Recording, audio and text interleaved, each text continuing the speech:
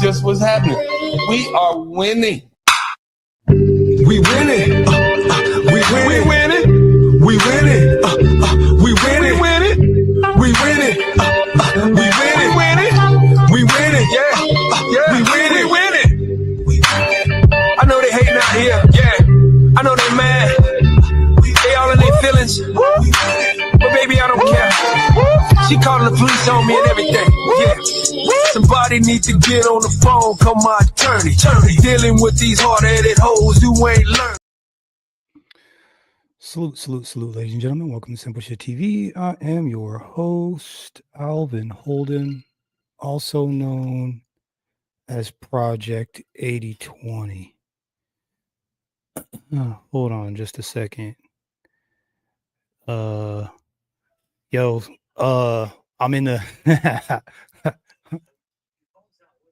oh, hold on. I'll holler at you in a minute. So, anyways, here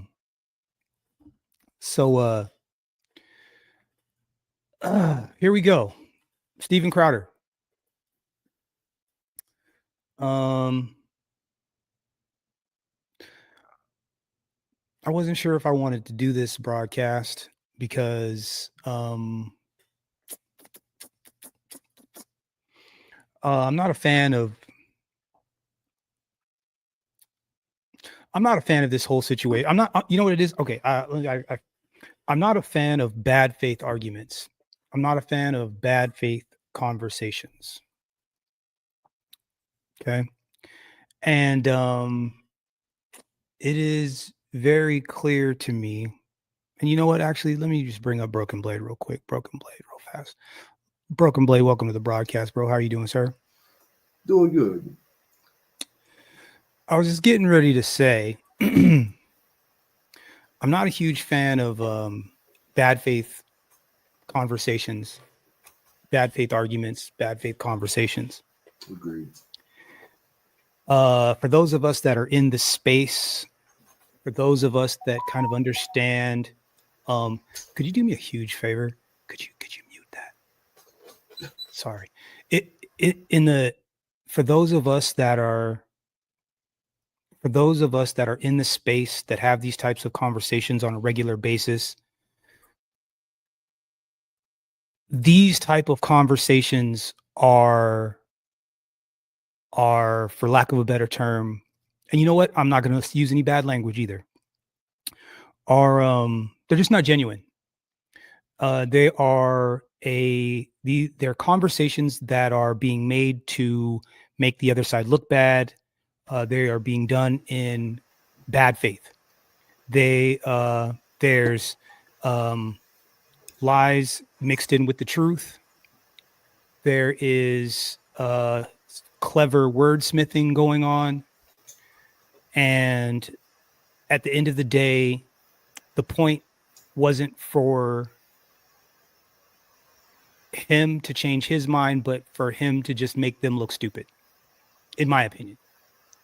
And if anything, maybe also to highlight whether or not these guys are capable of having these conversations. I think that, you go to the barbershop and it's, like I said, a very relaxed, educational environment. And one of the tropes that get pushed on us is that we're not very intelligent. Right. So going in there, because I'm in the barbershop and I'm relaxed and I'm going to give you the yo-yo-yos and the da-da-da-da-das, right? Because that's normal when I'm just sitting around with my friends in the barbershop.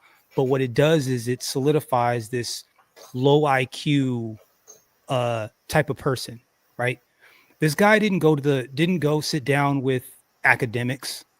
He didn't go sit down with a Tariq Nasheed who's battle tested in front of a microphone that could combat his poor faith, bad faith arguments. And we both know why. Of course, right? To just make us look bad. And so I haven't watched any of this.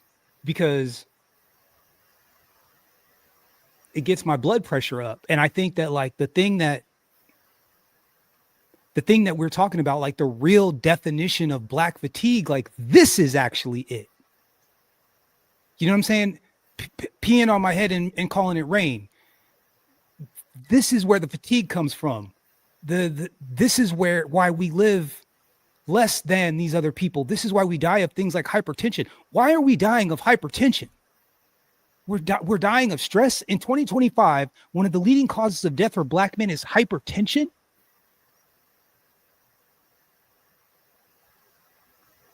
Like, what sense does that make? But it's because of this kind of stuff. Now, Uncle D just dropped a video talking about why these things are important. It's because they're telling lies. They're getting everyone to believe the lies and setting the table, and then they're passing legislation based on the lies. Right? Like, part of the reason why they got an assault weapons ban in California was because they kept posting pictures of black dudes in Sacramento with long guns, and it freaked everybody out. And so it was, oh, well, we can't have them having those. Well, we gotta, if they can have those, we need to ban them. But had they not done that, there's no way that there's too many owners in California to do that. But the only thing that would get them to leap is for them to be scared of something. Right? So these things are important, and everyone's trying to diminish what Charlie Kirk was doing. He was a propagandist. And propagandists get what propagandists get. What was Martin Luther King doing? Now, see, he was propagandizing for good. Yeah. Or for equality, or some level of civil rights amongst everybody.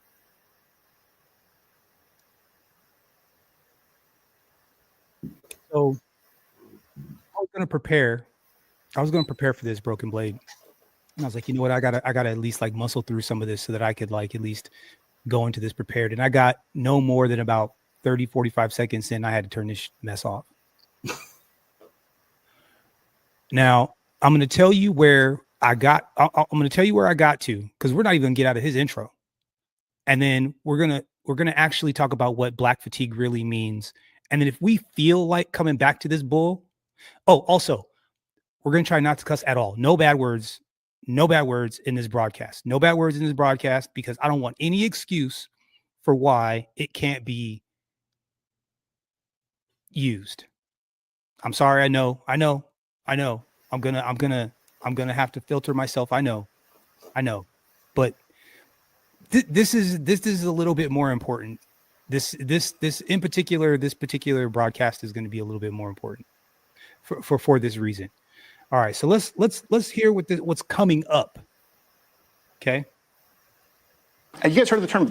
Oh yeah, here, hold on. Let me see this. Hold on.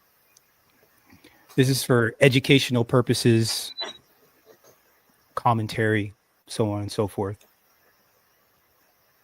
Black fatigue. Mm-hmm. You guys know what that means? Since the last time you came, that's become a thing. Yeah, I was about to say that's just become a recent thing. And do you know what it means? No, I'm not sure. I'm going to ask that. White people are 12 times as likely to be killed by a black person than the other way around. I'm just going to shoot you straight. It's not even close. Where?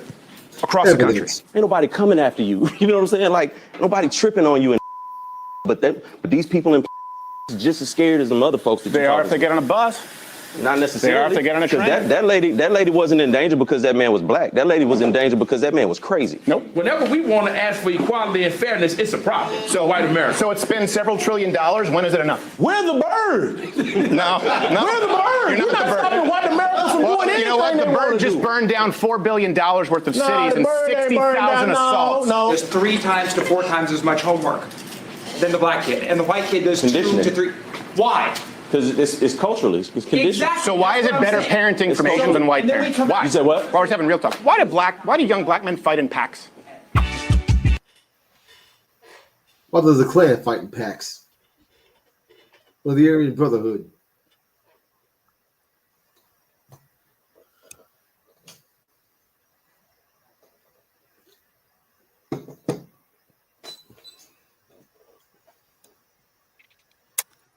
I'm telling you now, the F-bombs are coming.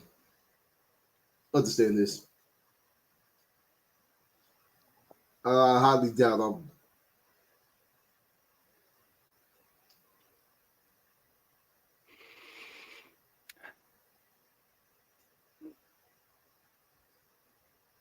Okay, real quick, because you heard how he said that with his chest, right? What black fatigue really was, right? What black fatigue really was. Okay, the concept of black fatigue was popularized and defined by consultant Mary Frances Winters in her 2022 book Black Fatigue: How Racism Erodes the Mind, Body, and Spirit, referring to the persistent exhaustion, frustration, and trauma of Black people experience from navigating systemic racism, microaggressions, and the constant need to justify their experiences. Isn't that what we just witnessed? Mm-hmm. Literally what we just witnessed. I'll continue. The term black fatigue specifically addresses the cumulative toll of experiencing daily racial disrespect and injustice, which can lead to mental, physical, and spiritual harm, as is often passed down across generations. Now, this I found was really interesting. Thought this was interesting. Mary Frances Winters' work. Winters is a diversity and equity consultant, which, you know, that's kind of bull, but whatever. You know what? Let's let let's let her cook, see what's going on. Noticed a reoccurring theme amongst Black workers: the exhaustion and frustration of facing racism, coupled with the struggle to explain their experiences to others. Defining Black fatigue, she formally named and defined this phenomenon, Black fatigue, in her book, illustrating it is that the extreme exhaustion and resulting illustrating that it as the extreme exhaustion and resulting physical, mental, and spiritual maladies caused by repeated stress from racism. Systemic roots: Black fatigue is rooted in the historical and ongoing struggle of Black people for basic rights within a system not designed to serve them. Manifestations and causes: microaggressions and macroaggressions. The fatigue stems from constant racial microaggressions, small commonplace slights and insults, and racial macroaggressions, which are larger, more public events of trauma, such as witnessing the deletion of multiple Black people. Take your pick. Workplace and social settings, including barbershops. It includes experiences like having to prove one's worth in a workplace or facing disbelieving reactions from white colleagues when describing their encounters with racism. Tell me that's not what we just witnessed just a second ago. News and social media: the constant exposure to news about injustice and violence against Black people also contributes to the overall distress and burnout. Now, that doesn't sound like what he said Black fatigue was, now does it? No. That's not what it means. So he's already started the conversation lying. Yeah. He's already started the conversation in bad faith.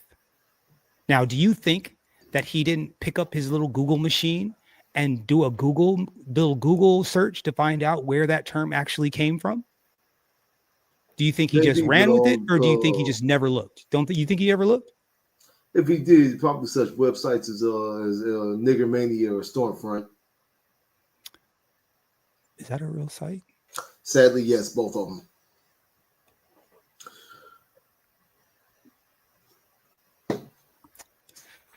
Broken Blade. My mental health is not on the up and up. And then like this is taxing. The thought of this is taxing. You know, but it needs to be done, and we're gonna do it. Yeah. But I guess, I don't know, maybe it's because I can't do anything about it. I have to like sit there and like listen to this guy try to tell me what it is, you know? The fact that they like do something that we're doing it now. You're right. You're right. The truth. You're right. About the receipts. You're right. You're right. Thank you. That made me feel, actually made me feel a lot better, believe it or not. Just in that split second, you are right. You are 100% correct, because he's already got caught in one lie. And we're not going to do that. Now,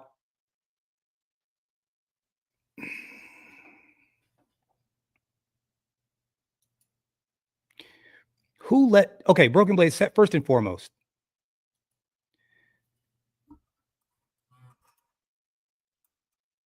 Would you even let this what do you think where do you think would be a better place to conduct this interview? Maybe a black church. Okay. Black church. Or a library. Library. Why not invite them to your set, right? Like maybe find somebody nice, invite somebody to he has a studio. They have a studio. Yeah. Right?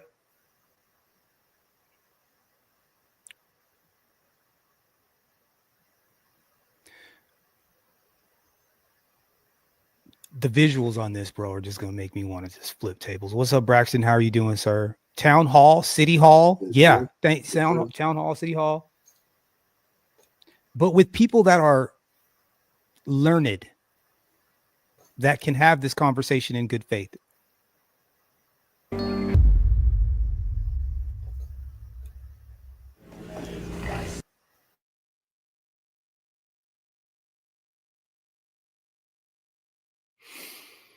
And that's Stevie right there, the blue shirt. Blue shirt. Oh, Yes, Steven. sir. I met Cedric. I think I scared him. I think he was. Hey, Doing all right? Yeah, man. How you doing? Good to see you. I need it. You guys all have your beards nice and right. I've never learned how to do this shit. It's because people come here. Oh, I see what it is. It's a power move. You have me sitting lower. Good. You should sit lower. You should sit lower. And it should be uncomfortable as hell too. He should have put you on a wooden stool.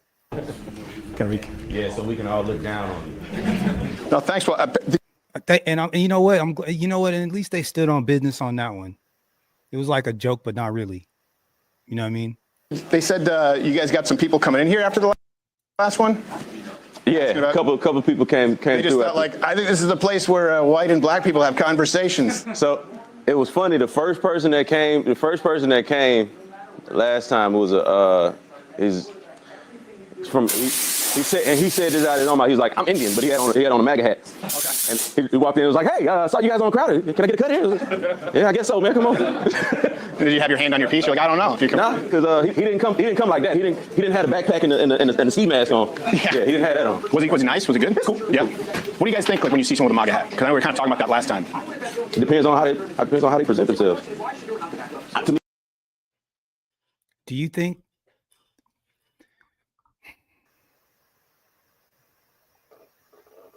I wish there were timestamps because I don't really want to. I'm not going to try to watch all this bullshit. Temperatures have gone up. But what do you guys think? What do you think we are? I'd like to chime in on that. Yeah. I'm gonna have you ask that question. We were kind of just, and the reason was just like, often you see in news, people just kind of siphon themselves off right into an echo chamber. And I thought it was good. We were just kind of able to see other perspectives. Where do you think the country is now? Like with that? Like, Is that an open question? Or? yeah, race relations between, because last time I wanted to get your perspective, and there's a perspective now in the white community. None of us are an ambassador for the entire community, but things have changed quite a bit the last year and a half. Temperatures have gone up. But what do you guys think? What do you think we are? I'd like to chime in on that. Yeah. I'm gonna have you ask that question. There are a lot of social and economic dynamics at play that have certainly gone, in my opinion, in the wrong direction. I don't think that people really understand the gravity of where we're headed. We are vastly sliding into an autocratic regime here. And I'll give you several reasons. You see, in order to have, you can't have a one-dimensional approach when you're wanting to continue to lead from a global perspective, all right? What you see here today is an isolationism approach, which has never worked in the past because we don't have an understanding of geography and history, all right? And I'll just simply close by saying, you got to understand something. The rest of the world is grossly infuriated with the way America has taken shape. And not only that, we're ceding all our best opportunities to China, right? Look around you in the relationships they're fostering with everybody else, which includes Canada, Mexico, and they've even gone as far down into the Latin American corridor, fortifying their bases while we're still hollering that we're the greatest. talking about China, like in the Panama Canal?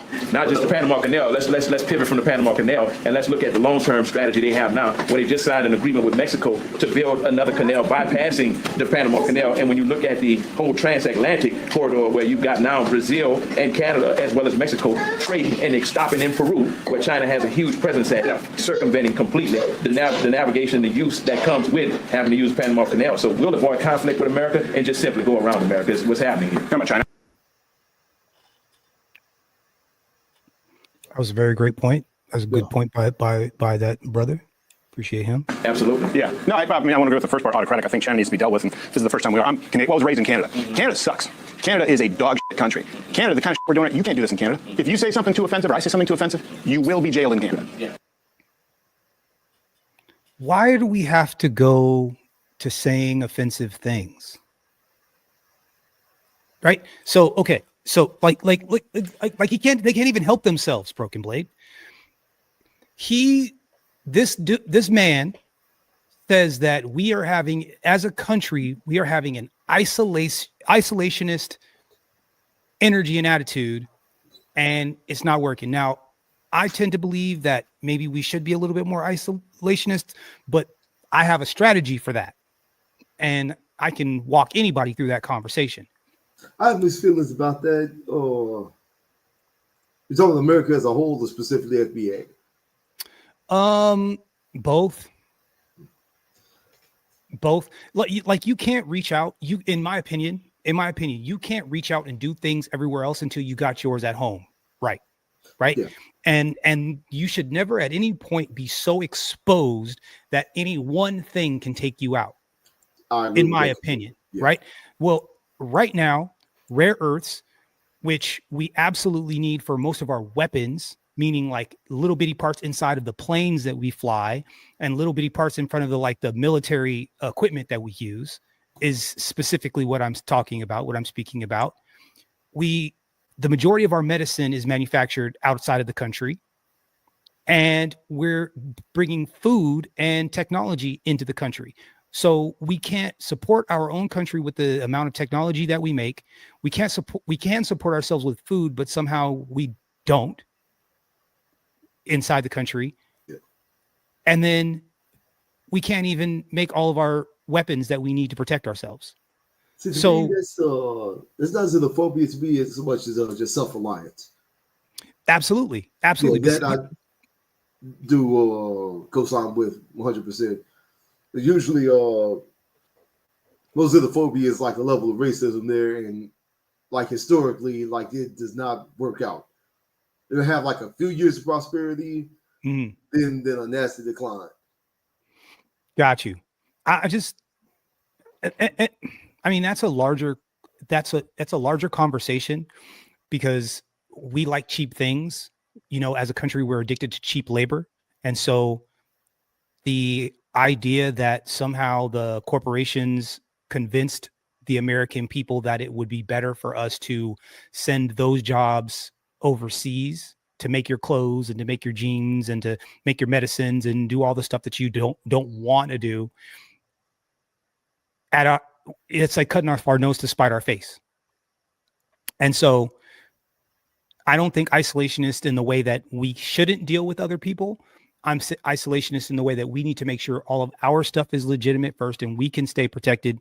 And that if anybody picked a fight with somebody else or got into it with somebody else or something happened, or we couldn't send a ship across the ocean anymore, or it was too dangerous or too expensive, then we still would have what we need here. Yes. And I'm not sure that that's the case, you know, and I think it's also hidden under the guise of, oh, well, you know, nobody wants to do those jobs, when in fact, people would do those jobs instead of sleeping on the street, and for a living wage. You know what I'm saying? So that's kind of what I was getting at. But isn't it interesting how it went from, what's that? You went in about his patchy ass beard. Man, I don't even want to look at this dude, bro. I really don't. Like, I don't even really want to do this. I really don't. because again, it's a bad faith conversation. I know this guy does not give like, you don't care about black people, bro. You just came down here to wag your finger and to look and try to feel superior. And I'm glad that this dude gave him a very educated answer to what he just said. But what did it get? What did it? So you've got this pretty solid macroeconomic breakdown being done. And what does this guy do? Oh, Canada's crap, using bad language, right? And calling and calling other countries bad names, right? Like deflection, if you ask me, because that wasn't what he really wanted to talk about. He really wanted to just say some negative stuff, which is what he's probably about to say here in a second. And that's what he wanted to. He came to the barbershop to be in the mud. Is what he came to do. Let's let him finish. That's the thing. So I'm fine with the U.S. being the best country. I came here from Canada because, I have friends who were arrested. I have a friend, stand-up comic, was fined for telling a joke. I don't think people realize how good we have it here in this country compared to other countries. But that's the painstaking part about it all, is the fact that, I've always been one to say, and I believe this firmly, freedom is not a right. It's a privilege until you wake up the next morning and find out you don't have it anymore. Yeah. It also comes with duties. Like, how did we get to free? How did we get to, you see what I'm saying? Like, he asked a question, the guy answered, but he spun that into free speech and language, because that was not what he asked. Yeah. I think that's going to be the number one thing that's going to trip these brothers up. They're going in assuming good faith. And I think that if anything, if we can get anything out of this conversation, Broken Blade, for us and for anybody that's listening, is that the majority of these conversations are not being had in good faith. And we should just stop pretending to be friends. Yeah. Like, hey man, I'm not your friend, bro. If we can do business, we can do business. I'll look you in the eye, I'll shake your hand. If we make an agreement, I'll follow up. I'll follow up and hold up my end of the bargain. But no, I don't want your bland ass potato salad. No, I don't want to meet your family. Don't care about your wife. Don't care about your kids. Right? Cut the check. Yeah. Cut the check. That's what I was about to say. It also comes with responsibilities, because while we free to speak and say what we want, and I went to Montreal a few months ago, so I know exactly what you're talking about. Bet you saw a lot of tits on signs. That's all it is. No, it's just strip clubs. Our Times Square is a giant strip club. It was a couple of them. Yeah. But no, like there is responsibility, and like everybody's from different places, different backgrounds. Some of us from certain backgrounds know, like, running your mouth too much in a certain space can get your ass whipped. Yeah. Like, you're free to say what you want. You're just not free from the consequences. Like, the consequences that come with you saying the wrong thing at the wrong time to the wrong person. Yeah. And that's Now, that to me is a shot over the bow. That is a very serious statement that brother just made. Because what do we keep seeing over and over and over again, right? We keep seeing these white hooks and these YT people in people's faces throwing out the N-word and da-da-da-da-da-da, right? And like trying to, and he's basically saying like, yeah, people think that they can say, yeah, you can say whatever you want. But there might be a butt whooping coming. Yes. There might be a butt whooping coming behind that. where we all have responsibilities in what we say and when we say it. Yeah, the problem though, and that's I was kind of. He's about to make an excuse for it, because I think deep down he knows that his people are always breaking that rule. Talking more domestically, the problem with that idea is a lot of people are offended by different things. Mm-hmm. And so people get their ass whooped for something they didn't say, right? That's the real thing. I don't know if you guys were following the stabbing there on that train in Charlotte. Just couldn't wait to bring that up. Arenas of Roots. Last time I was asking where you guys thought we were, you know, as far as in the country relation. Like, have you guys heard the term black fatigue? Mm-hmm. Yeah. You guys know what? Now, we just learned the definition of what black fatigue is. You guys know what that means? Since the last time you came, that's become a thing. Yeah, I was gonna say that's just become a recent thing. And do you know what it means? I'm not sure. It's a term that's being used by people in the white community, by and large, again, saying they feel like they've been victimized and they're tired of taking that shit.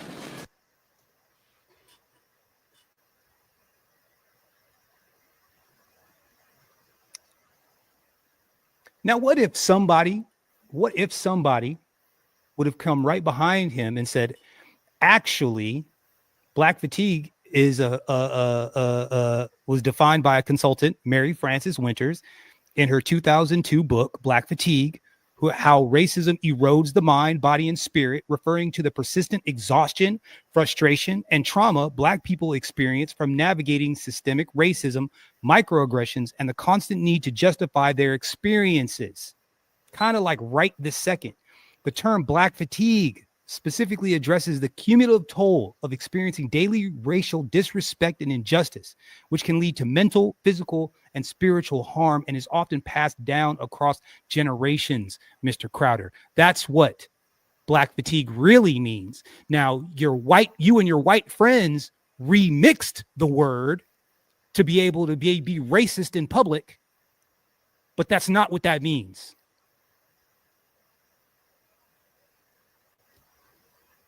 But no one was able to say that to him.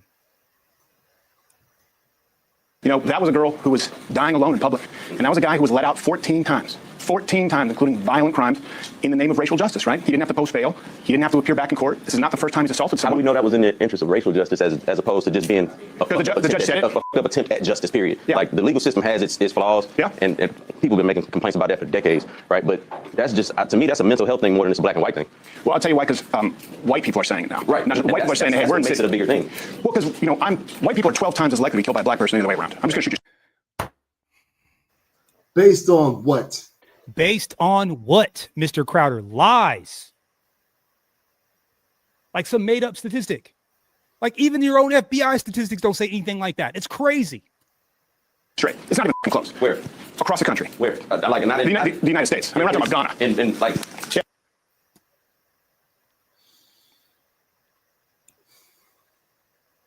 What I'm saying is, in white communities or in quote unquote so-called white communities? Across the country, the rate is a black man or person, because most murders men. There are very few female murders. 12 times more likely to kill a white person the other way around. That's not true. It's just absolutely not true. That's absolutely not true. 12 times more likely to get, no, fool. No, it's 80%. You're 80% more, 88 out of 10 times that a white person gets unalived is by another white person. 80%, 85 for black folks. As far as statistics are concerned, almost the same. It's a poverty thing. And then you look at the average amount of times that someone in this country. And nobody pushes back on this. And that's the part that kills me, that nobody has enough knowledge to know that, bro, you're not even telling the truth. Yeah. Look, let me pick up my phone real fast and show you in your own FBI statistics that that's not even close to being true. 8 out of 10 times a white person is deleted by another white person. Is arrested before they're brought in for killing. Oh, arrest. See, now here's the thing. We're arrested more. Exonerated more also. Exonerated more also. But he leaves out that part. Murder. Do you know how many times they're arrested on average before they murder? 11 times. Once again, the justice system's got its flaws, and people have been complaining about that for years. We spend more time trying to fix that than trying to complain about the white versus. I mean, you get harassed over and over and over again saying that you killed somebody. Eventually, you go and just do the dang thing, right? You're like, shoot, I got to deal with y'all anyway. Might as well take somebody out. Black of it all. Well, I think, just like I was trying to listen to all communities last time, I think this is something that's unavoidable. If this community, if enough white people get pissed off, they're going, look, we're living in New York now, we're getting killed in record numbers, or Detroit, at 12 times the rate. Bro, all this dog whistling is killing me. Like, what are you talking about, man? Yeah, again, what evidence? What statistics? Like, what evidence? Like, you're making something up. He's making stuff up. It is not that there are no roving black people running around ending the lives of white people. It's not a thing. I guess it's not a thing. The only group of people that we have proof that they gang up and take out somebody else's either life, business, or home is y'all. It's y'all. Let's continue. This is stupid. And our system, 3 strikes and entire towns, countries. Hundreds of them. When was Broken Blade? When was the last time you saw a Native Indian, a Native American Indian, like the ones we, are you consider Native Indians here besides like us? Literally one. He wasn't even full blooded. I haven't seen an actual native Indian in Half black, half native. He was a substitute teacher. Yeah, I haven't seen one in like 15 years, and it was at an actual Indian like powwow event thing where even half of them weren't even like full-blooded Indian, but whatever. California, right? That was the three-strike policy. The reason that was changed, they said it was racist. Crime went down. Because it was racist. It was. They went around, they chased around black people, they planted drugs in the hood, guns in the hood, pew-pews in the hood, and then they arrested us for it. In black communities, 30%. But now people are looking at their cities going, this is a fucking hellscape. And the murder skyrocketed because people said in the name of racial justice, like, three felonies, you're out. Because crime is crime, right? But crime is usually going to be higher concentrated in areas where there's high poverty. So typically the areas that's high poverty in this country are areas with people with this color skin. So that's why you're going to have, that's why I said those numbers could be. How about you talk about how it got that way, though? How it got that way. Hey, Braxton, I'll put the link in in a little bit, bro. In just a little bit. I want to muscle through some of this real quick with Broken Blade here. You and made to manipulate to look like, oh yeah, that's why I said in 12 times the rate. In suburban neighborhoods. Because 12 times the rate is not true. White people are not in danger, and that's what this kind of fear mongering tells them is that you're in danger because you're 12 times more likely to get killed by a black person. You live in ain't nobody coming after you. You know what I'm saying? Like nobody tripping on you. But these people are just as scared as the other folks. They are if they get on a bus. Not necessarily. They are if they get on a train. That lady wasn't in danger because that man was black. That lady was in danger because that man was crazy. Yep. That man was mentally insane. So why was he back in family members? He had his own family members call the hospital to try to get him committed. He told his sister he killed that woman because he thought she was trying to read his mind. Yep. Therefore, he was a schizophrenic, and it was We're not allowed to be crazy, Broken Blade. We are just criminals by default. Remember I said it yesterday, bro. We're deficient.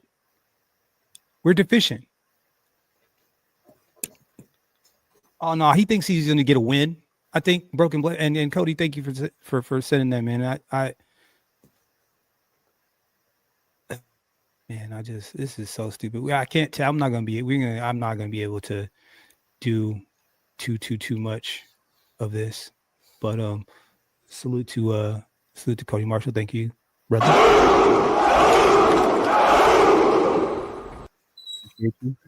Yeah, I'm not gonna be able to suck it up and deal with a whole bunch of this. Craig come on Barbershop talking slick. I'm spazzing out. I got no combo. Man, ain't that the truth? I don't know. I would have. But I mean, again, there was no one there that could. This gentleman is definitely giving him some pushback, but I wish that there was someone there that could have given him some more specific pushback. Like, go into the FBI crime data from 2019 or 2022, which is the ones that everybody seems to be using lately, and show me the statistic that shows that you're 12 times more likely to be ended by a black person. Go find that, please.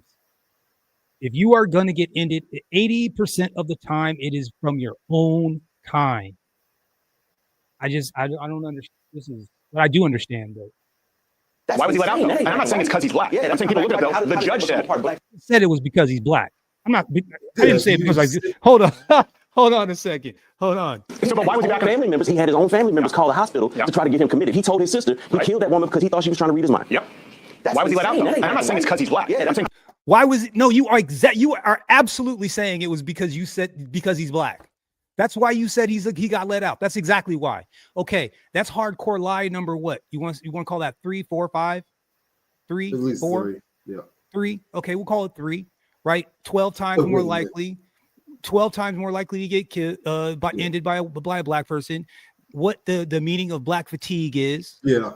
And then you just gaslit the entire barbershop just now, 15 minutes in, trying to say something that wasn't what it absolutely was, what you just said a second ago, that it was because he was black. And I see where I want to learn to argue.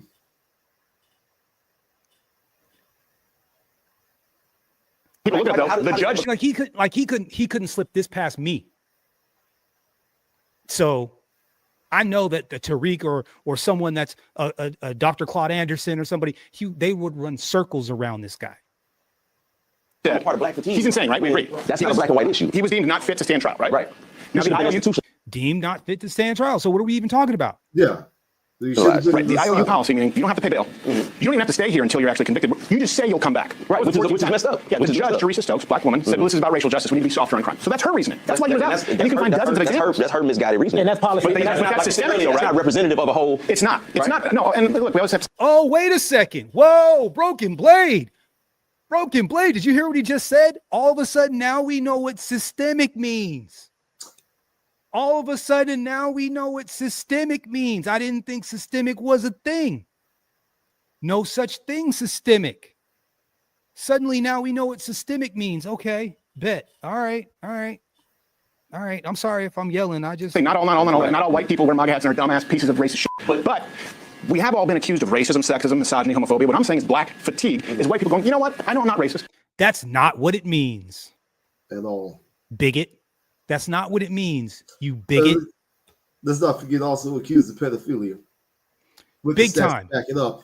They What's the doodle? top the list in the old on the old PDF file list. And I know that we're dealing with record crime. And I know that I'm more at risk. And they have negative interactions. And they're constantly told that they're not allowed to voice their fucking opinion because they're white. Because they're bigots. Not because they're white. It's because you're a bigot. If you're a bigot and you say bigoted things, that's when you get in trouble. Not because you're white. It's because you're a bigot. Fucking asshole. Wow. Sorry, Broken Blade. Were you saying something? I don't think I have no more of this. It's how. Again, I thinking back at a comment I read on the YouTube video once. It's just salute, show enough. What's up, show enough? What's up? And Sheridan, what's going down? It's like he nailed it perfectly. The clitoris has 9,000 nerve endings, but it's still not as sensitive as the American white male. I was looking at some videos a couple days ago, just I'm gonna steal that. That's good. Look at like a video of the Philippines or whatever, and I was seeing like comments like, "You catch it straight." I'm like, wow, like this video had nothing to do with black people, and you even like video about a completely different country. You can't help yourselves. No, I can't. I mean, we really do. But again, I am thinking that, you know, they can't be living like, they're not really tripping like that. They're really not tripping like that, right? Nah, bro, we are living rent free in the heads of these dudes, rent free. Real quick, Sheridan, he's it's not that he's in that same bucket with Charlie Kirk. I think that he is trying to slide. I believe there is a conservative MAGA vacuum since Charlie Kirk is no longer with us. He got perforated, if you just, you know. And this guy seems to think that he can pick up the mantle, and he chose to go sit down at a barbershop to try to wag his fingers at us. Now, like I said, it's just disingenuous. That's all there is to it. It's disingenuous. He's trying to pretend like he's actually really having some sort of a meaningful conversation, like he's gonna try to, like he's open to having somebody change his mind or whatever, and that's just really not the case. And what's up, Show Enough? How you doing? And nah, man, I'm good. I'm slendering down, bruh. Now I got that, you know what I'm saying? Abby's is popping right now, though. You know what I'm saying? I'm slimming down because, you know, I'm trying to get all the, you know, try to get the that, you know, down. But anyway, let's continue. And if those people get pissed off, like that's where we actually could end up with some kind of. If those people get pissed off, what? Is that a threat? That's a threat, dog. Yo, who is this guy? You're not going to come into my space, dog, and threaten me. Threaten me with what? What are you going to do about it, Steven Crowder? What are you going to do? Because my bing bang pow works just like yours does. Mine's probably bigger than yours. What are you going to do about it? Steven Crowder. For real, dog. I don't like this at all, bro. This gets under my skin. This is crazy. I can't even believe these brothers. See how this dude is looking right here? That's how I'm feeling right now. Look, hold on. Let me find it. Where's the bigger thing? That brother right there. This one right here. There you go. Because I perceive that as a threat. Yeah. I perceive that as a threat. Let's continue. I'm telling you, I see this brewing. I see people who were milquetoast white suburban who are becoming actually racist. Now, not all of them, but I've seen people actually become racist because they get mugged, their store gets looted, and nothing gets done. And if I say something, it's turned into a race. I'm telling you what, that's where it's coming. Nah, man, them white boys, them meth heads is robbing you. Pedro Nim is robbing you. Sandeep Nim is robbing you. Meth heads. Funny. Chappelle has a bit on one of his last few specials. First time he ever got an umber fud. Pew pew. It was because of white folks in Ohio. Yeah. Meth heads. Yeah. Absolutely. Oh my God. Oh man, showing up for real. You gotta tone up. Bro, I just had 45 and luckily I've been staying on it, so I feel good, but at what point do we have a talk and go like, okay, let's reform justice, but we have to be honest as to why it was reformed in the first place. This guy, it's not even the only one. It's every 3 days someone's being offed. Yeah, but at the same time, let's try. Evidence. is he? Thank you, Broken Blade. Prove it. Prove it. And again, it's your own people. Transfer that over to, there's a lot of unsafe things in this world. Like getting mugged by a black person is not the paramount unsafe thing. There's school shootings, there's road rage, there's all of that shit. Yeah. And Where's your daughter? Ain't you got some kids? Where's your kids? Is more likely somebody look like you that's going to take them out, is going to, mess with her private parts and stuff. I'm just saying. the primary people that commit a lot of those are people who don't have this skin. No. So so talk about that. There's an issue of crime. Why is that not being addressed? He looks surprised. You mean white people commit crime too? But switch it over. If black people say, well, we getting fed up and we tired of all these school shootings and all of these road rage and all that, who do we say something to? Who hears our voice? And when does the white fatigue kick in? Well, we've been hearing about white, that's the point. Right? We've been hearing about it all our lives, about white fatigue, about systemic discrimination. But y'all ain't doing nothing about it though. That's the thing, is nobody's doing anything. Evidence en masse. Thank you, Broken Blade. We can provide the evidence. Broken Blade, we watched a police officer coerce a statement in a potential deletion case and then falsified evidence and turned in falsified evidence on camera. And these people been tap dancing around the situation, I'm like, he's on camera falsifying evidence. He's on camera coercing a statement. The police officer is on camera breaking the rules. Look, breaking the law. Look. Everybody tiptoeing around LS. Oh, well, it could have been a. Oh, this is stupid. That's why we've done systemic justice reform that's led to more crime, right? That's the reason for no three-strike policy. That's the reason for cashless bail. That's the reason for catch and release. The reason for it, in the wake of Black Lives Matter, George Floyd riots, Summer of Love. Because y'all are still racist. No matter what rules we put into place, y'all find a way to twist it up. That's why. But see, again, all these people there, these guys aren't given the right. They're just not.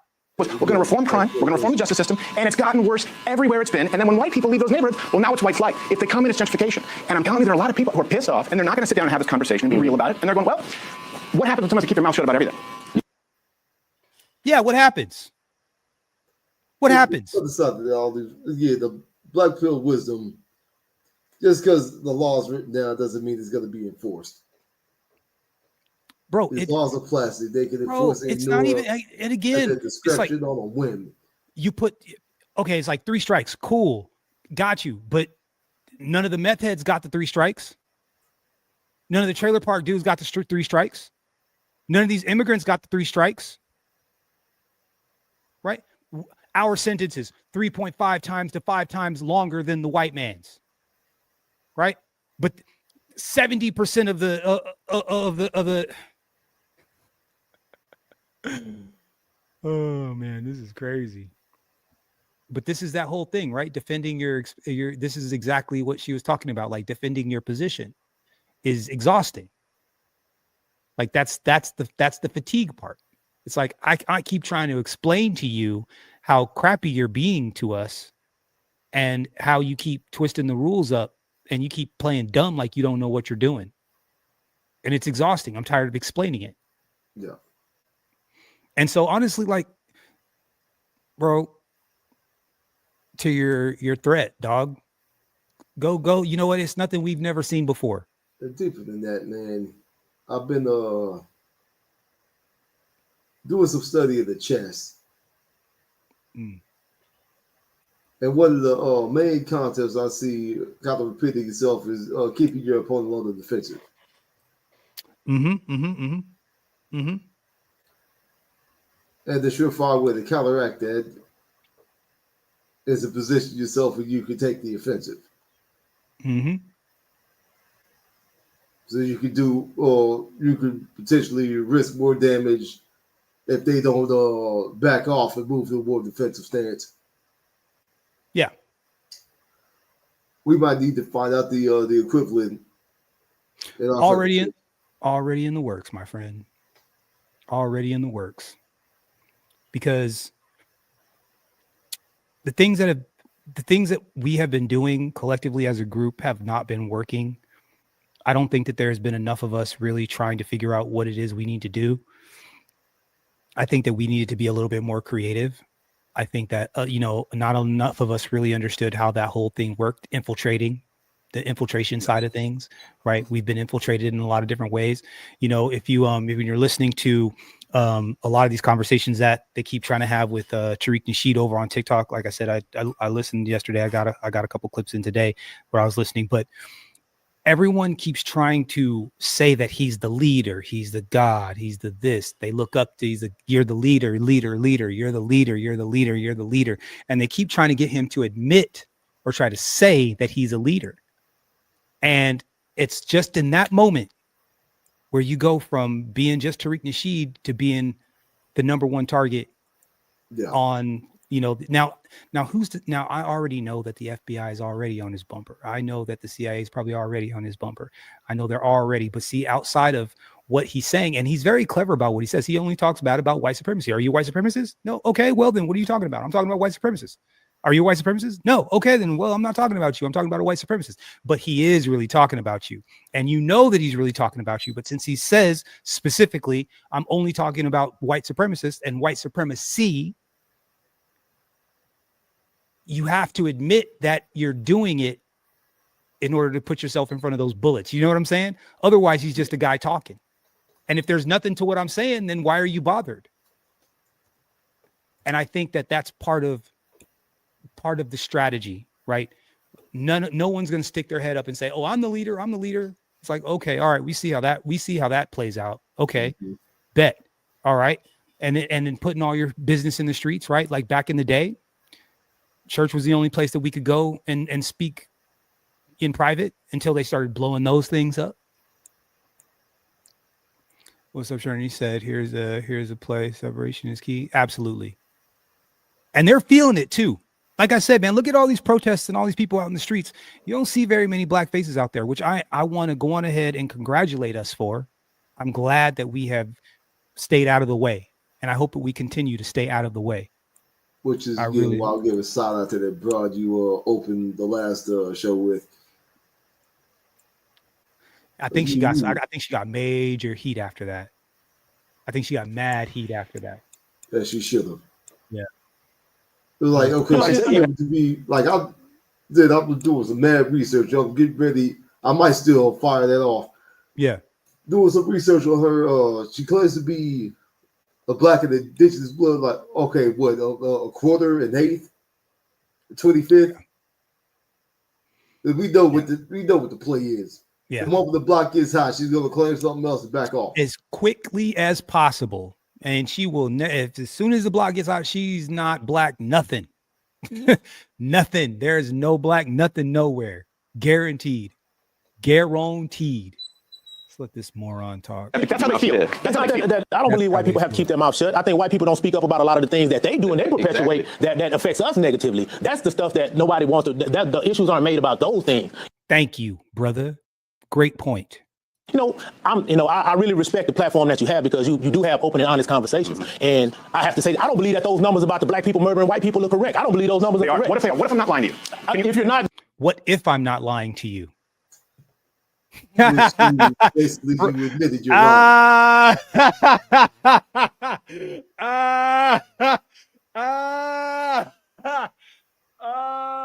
What if I'm not lying to you? You think that was a Freudian slip? You think that he accidentally told the truth on purpose or accidentally told the truth? Accidentally? Then I've been misled and I've been isolated from realistic numbers. But I know in this country, from the time that we got here and until now, there's never been hordes of black people that just go out and maraud and menace white people. Now, Facts. That is a fact. That is a fact. Shout out to Cody Marks. What's up, bro? How you doing? interactions happen and things do occur. I'm not saying that they don't, but not by a large number. We can't be this smaller percentage of the overall population and still have the numbers that people try to perpetuate onto us. See, black people do more harm to other black people than we do to other white people. Well, that's true. That's true. You know, so because people are close. We also have historical evidence of groups of white people attacking and chasing black people. So it's coming after. So when people say it's not happening now. So when Carmelo Anthony. That was two twin brothers, 220 pounders, messing with 160-pound kid. And that's the point. We're at a precipice right now. That's a part of the historical condition. Well, sure, but someone today. Hold on. I wasn't finished making my point. You know, when like I said, black fatigue, that's the newest mantra that's been put out into society to make people think that, okay, they tired of black people. They tired of what you said, that we can't say anything about black people. We can't do, well, when you hold all the power, when you hold all the economic rights, when you hold all the things that make this country move, when you're in charge of those things, you know what I'm saying? Well, you know what? I'll put it like this. White people got the firecrackers, we got the stem. That's it.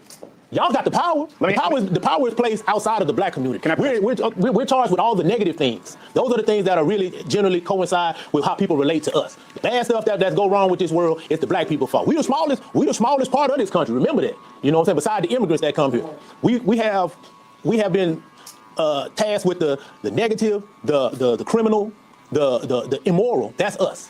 And that's what we consider, that's white fatigue. But you know what we do? We just say, that's just how it's always been. So we don't make up words for it or terms for it. So now you have a frustrated group of white constituents that feel like, oh, we can't say anything. We have to do this, we have to do that, so you don't be deemed as that. Well, if you wasn't that in the beginning to start with, there would be no need for the further reform or the feelings that you have. You can't say anything about, because you treated us like shit for so long, and people finally stood up and said, hey, you got to stop treating us like shit. Now that you want to feel like, you know, things aren't going in the manner that you want, now we want the right to keep saying those things. What if your premise is completely flawed? And what I mean by that is, if we're trying to understand it, you said you have power in all those institutions. Yes. What if, for example, we have an entire... What if it isn't, though? Thank you, Broken Blade. Because it isn't. It isn't. So it's like, you want me to talk about some hypothetical when the truth is right here in front of you. Why don't you deal with the truth instead of some hypothetical? No, we didn't want to talk about no hypothetical. We were talking about right here. Y'all treated us bad for crazy long. We didn't have the right or didn't have the room to say anything or to really complain. We had no office. The police don't protect us. Our politicians don't protect us. So now he's gonna make up this fictitious. This guy just told the truth of what's actually happening, and this guy's gonna come in and give us a fictitious. Oh man, I don't know. I got about another couple of minutes of this. Let's go. Generation of people, young white men, women, who if they apply to a college or apply to a job, they don't have a grant, there's no Pell Grant, there's no type of subsidy, there's no DEI initiative. As a matter of fact, they're likely to be passed over. They hold no institutional power. And when you say black people haven't done anything, when you think of this white person, a young white person, because I'm seeing some people become radicalized and it can become a problem. And then they see another threat. Keep threatening us, dog. Keep threatening us. Keep on. I'm dead serious, bro. Man, please. I hope this gets to his ears. Please, I hope this gets to his ears. Somebody clip this and get this to his ears, bro. If you don't stop threatening black people, bro, we are going to push back. Not everybody's going to sit there and let you just threaten them. I crash out first. I'm notorious for it. I'll tell you, I've been in trouble. I'm notorious for it. I fight first. I ask questions later. I crash out first. I got a budget for it. I got an attorney on retainer for it. Dead serious. Dog, I kicked a bitch in the chest down. I booted this broad. Now she ran up on me, but I kicked the hell out because it was self-goddamn defense. Self-goddamn defense. Dog, this is like, this is a threat. Dog, I don't like this. Oh, this is white people going to get mad and then they're going to go out and start the lynching. They're going to get out and get their pitchforks and start the lynching. We don't want them white folks mad, bro. I wish you, man.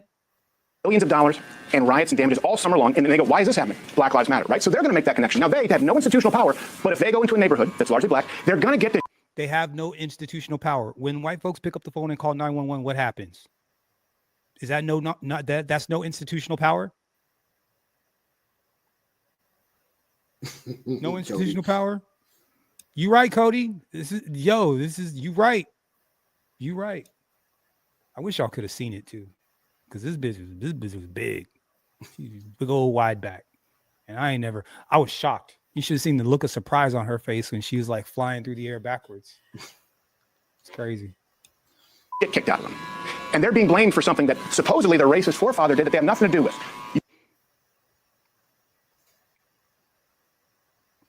Nothing to do with it. Situation about a white guy going to a black neighborhood and get stomped out. That's what we doing. You think we're ever going to have unity? This is the problem. Unity, if let's say your dad's or your grandfather's and you walk up and you slap his teenager, you now have made that person hate. Who's going to do that? No one has done that. Like, who's doing that?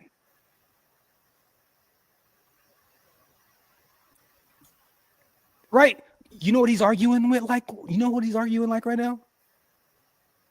Like a bitch. Making up some off the wall thing and having an emotional response to something that'll never happen instead of dealing with the shit that actually happened directly in front of him. Yes, sir. That's crazy. You for life. And that's what I'm seeing with not even my generation. Younger people are going, I had nothing to do with this shit. They came up during the riots. They've come up under DEI and they're seeing a 12-time murder rate, skyrocketing crime. It's not 12 times. It's not 12 times. I'm going to keep stopping this thing every time he says that, Ness, and I'm going to say it. I can't wait, bro. Look, when I repost this tomorrow, do me a favor and for everybody share it. This is bullshit. Like, nobody's actually reacting to this. This is trash. This is garbage. Like, this whole thing is garbage.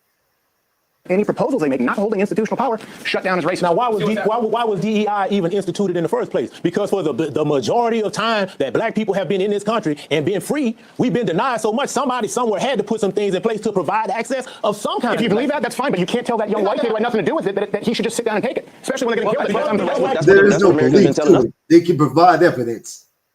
Crowder. Thank you. The only person not providing evidence is you. Yeah, this is crazy. For the longest, the young white man that has not in my DEI, the young person of this generation that you said that feels they're misled by the being mistreated by the DEI. I'm just giving you an example. They don't hold any institutional power. Young white people don't. They don't have an advantage.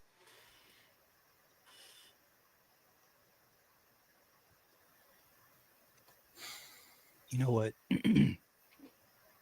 If you guys, I found you know what? Let me just do it like this.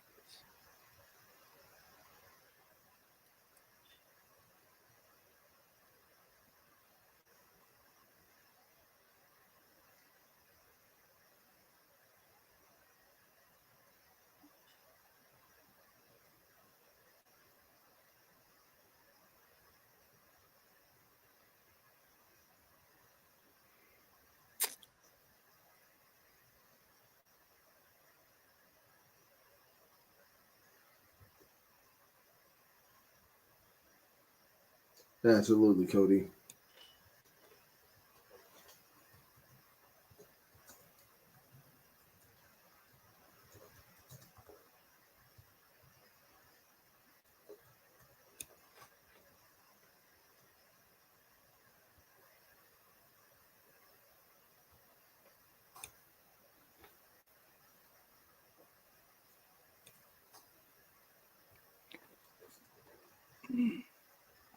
These people, they all had kids, no? All these people have kids. All these people watching, right? This is probably some of these kids, some of these people's grandparents, great grandparents, right?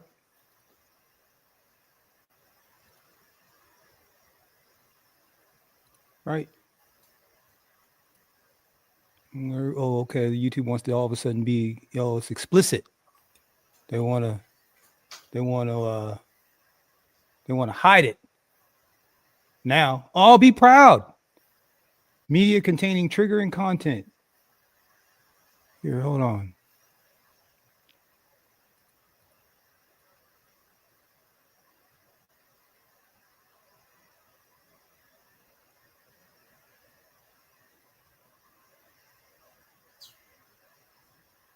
These were troops.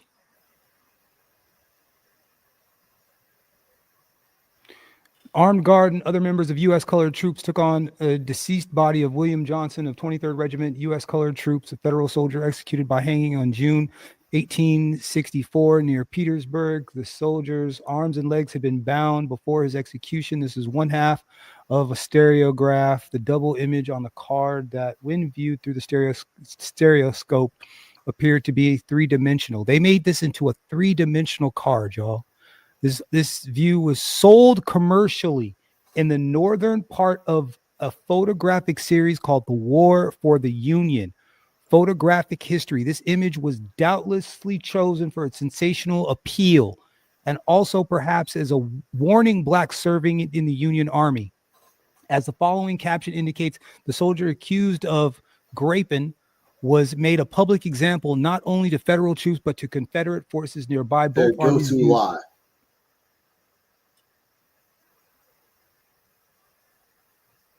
The same playbook, man.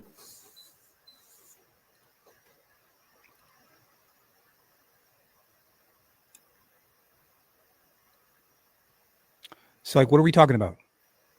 Like, what are we talking about? Where are the reverse of those? Great question. Not yet, because they're young white people. They haven't advanced to where they're middle-aged white people, where the power comes. See, when black people, once again, when you got colleges that denied access.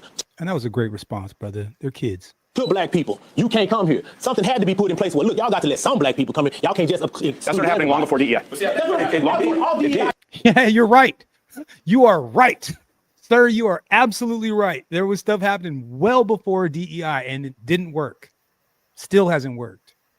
I digress. Long before black people were admitted into college. Hold on, let me say what I'm trying to say. My bad, I'm trying to make it clear. He's trying to do a senior Wences and talk through you. DEI is just a new way of wrapping affirmative action. Yeah. Affirmative action had to be put in place because there was the access being denied. So the legislation had to be put in place. Well, look, we can't just exclude all of them. So somewhere along the line, they have to be allowed some access. Okay, that was put in place. Now, fast forward till now, those same things that were put in place for those people back in those generations that are still in place, they're not excluding people from getting to places they're just still trying to keep those doors open so that those black people that were coming through that door can still get in. Because if you remove those over time, we will be denied the access. If a black person has lower SATs, right, and lower GPA.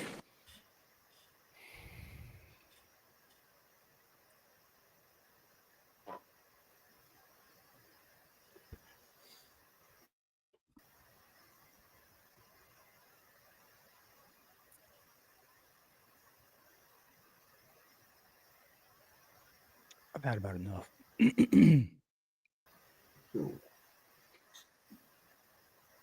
Should he get in over an Asian or a white person?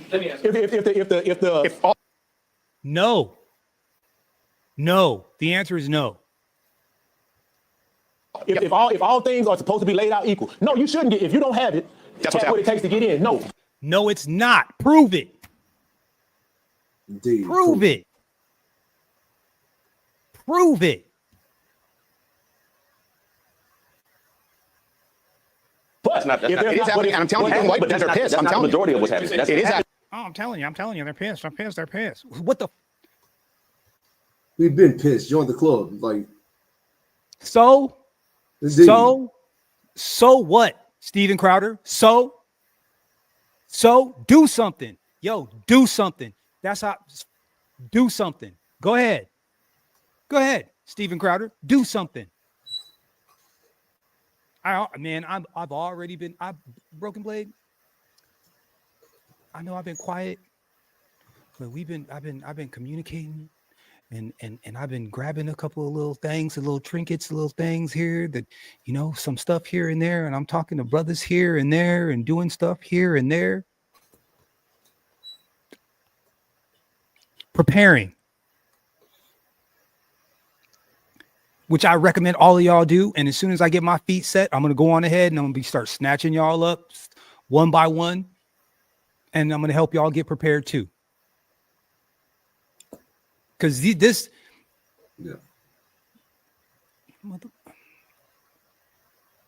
is a threat. This is a threat. I did not realize this was going to be what it was. I knew that he had this conversation. I knew that this was whatever.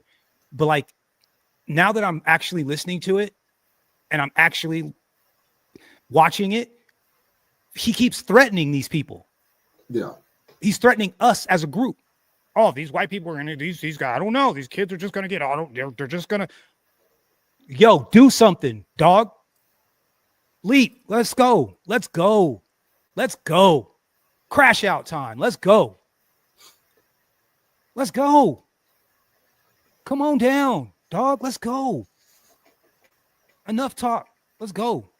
This is crazy. As it relates to DEI, first of all, DEI has been more beneficial. I'm a former commercial contractor, all right? DEI and affirmative action have benefited white people vastly more so than black people. All you gotta do is look at the business ownership. That's why white women out-earn white men right now. That's literally why white women out-earn white men. Or what have you, and you notice that as long as that white female happens to be 51%, then she qualifies as a minority and a double minority because she's white, she's among the minority in business ownership, and she happens to be a female, right? So you look at that based on population dynamics, and that automatically tells you this whole thing about DEI was, number one, not as much targeted towards blacks as much as it was targeted towards minorities, which includes that LGBT, right? So when we talk about that, we need to really deal with the real problem. And as it relates to the rights, let me tell you something right now. Listen, in the black community, I'll be the first thing now. We do have intractable problems that are not going to be solved in one conversation. But what I'm going to say about that as well is the reason why the black community becomes so infuriated, all right, is when you see gross negligence of justice happen or misjustice happening and nobody does anything. When this guy kneeled on this man's neck, was going back to George Floyd. Look, if he Here goes. I already know where this is going. And that's another thing too. Being in a barbershop, you got people moving in and out of it is disrespectful of your own platform, stupid. Yeah. Like you don't really want good content. Because if you really wanted good content, then you would make it so that everyone could be heard. Everyone would have a mic. Everything could be whatever. Like, you're not sitting in here having a good faith conversation. That's not what this is. Oh, shoot. Sorry, my man was cooking. I think that's where we were. Population dynamics, and that automatically tells you this whole thing about DEI was, number one, not as much targeted towards blacks as much as it was targeted towards minorities, which includes that LGBT, right? So when we talk about that, we need to really deal with the real problem. And as it relates to the rights, let me tell you something right now. Listen, in the black community, I'll be the first thing now. We do have intractable problems that are not going to be solved in one conversation. But what I'm going to say about that as well is the reason why the black community becomes so infuriated, all right, is when you see gross negligence of justice happen or misjustice happening and nobody does anything. When this guy kneeled on this man's neck, was going back to George Floyd. Look, if he had done something when he was subdued and on the ground, what was the real reason for kneeling on his neck except to inflict fatal harm? It was I can tell you exactly what it was. And I can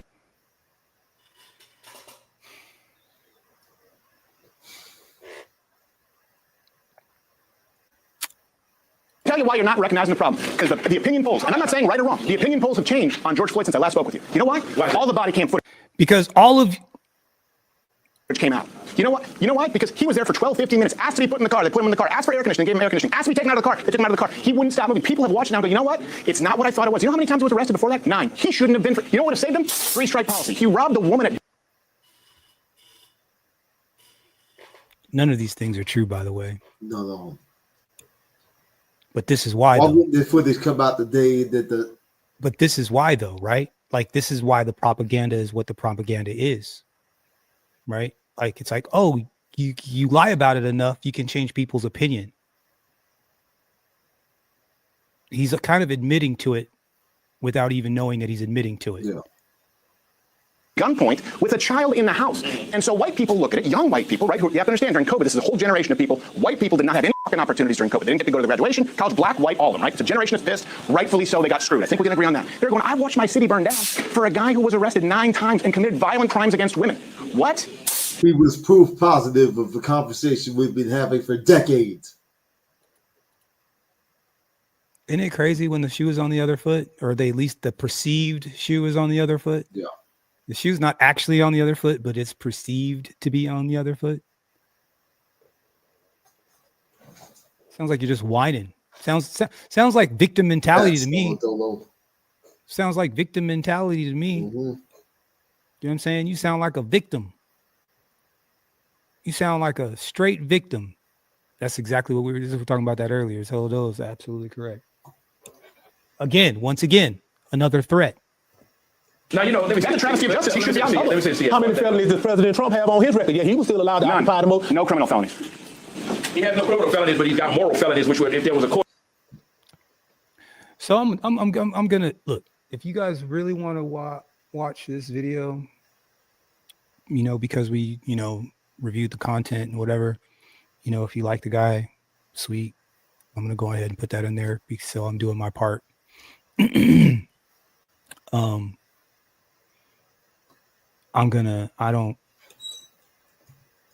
just think that these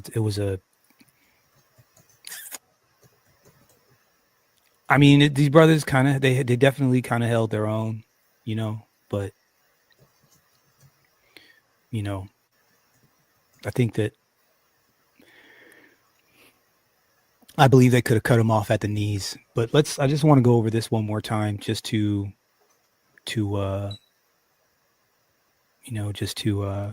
make sure that we understand.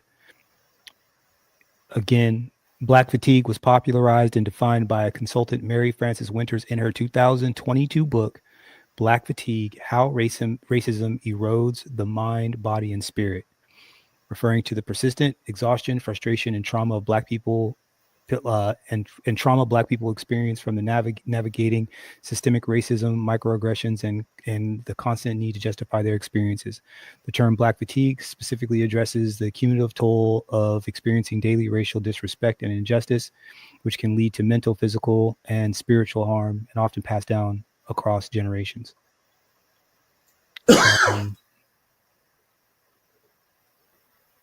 What are your thoughts, Broken Blade, before we you know, as far as this whole concept and situation is concerned?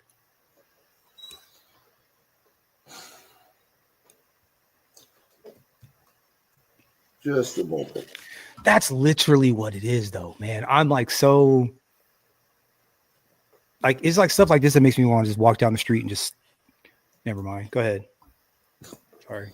Just a moment. Try to get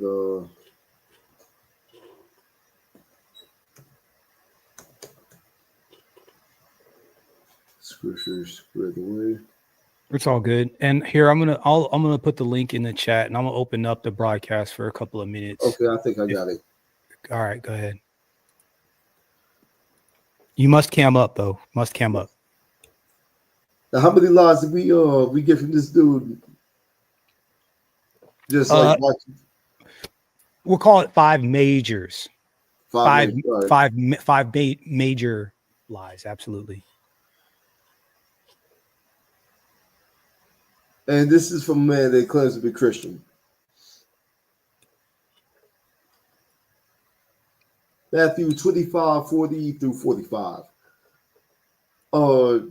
Believe here Jesus is explaining how people will be judged after the death.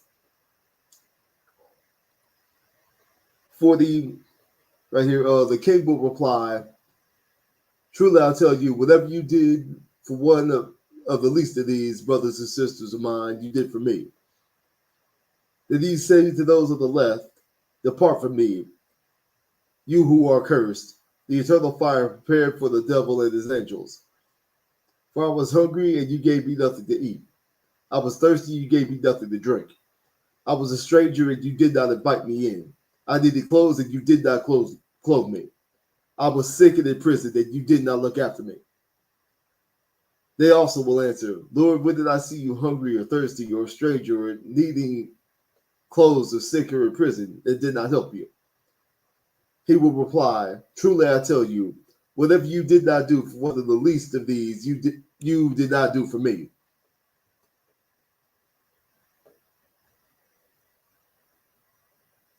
There's so many of these white Christian nationalists that claim to be worshiping the Christian God. In their mind, they see black people as the least.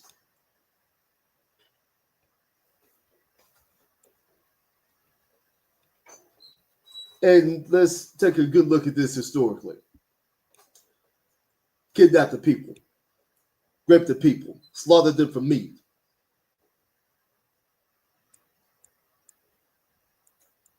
Attempted genocide, robbed and terrorized. And on top of all of this, have the audacity to lie and gaslight about it. If you claim to be Christian, you understand the things that have been done to us, you have done to Christ himself.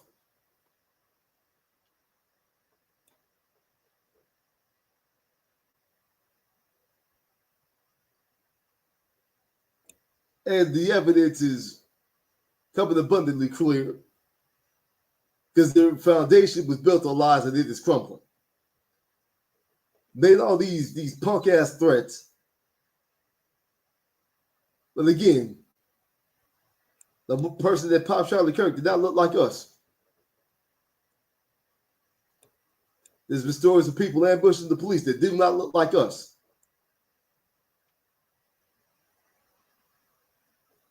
What happens, Mr. Crowder, when this confrontation pops off and your enemies don't look the way you think they should look?